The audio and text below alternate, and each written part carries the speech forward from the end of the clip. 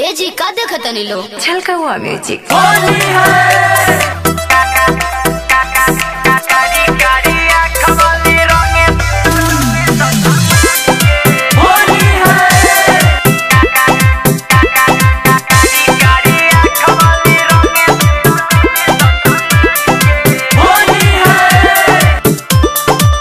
Krishna recording studio Delhi.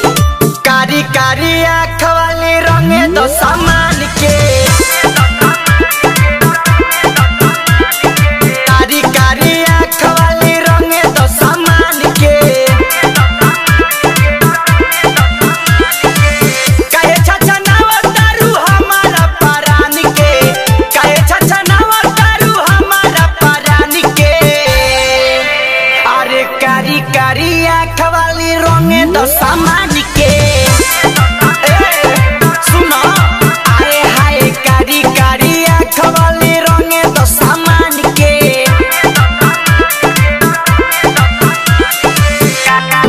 कारी कारी आँख वाली रंगे दो सामान के। होली है कारी कारी आँख वाली रंगे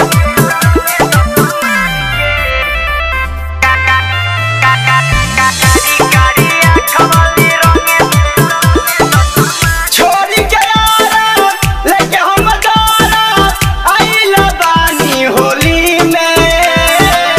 मन जाए गोरी खोले डोरी डाले दो रंगवा चोली में।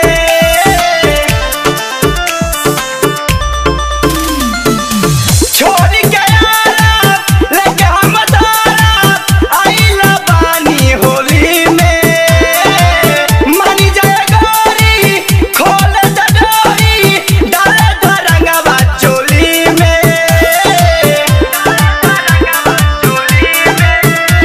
किया दो ना गोरी अपन पुआ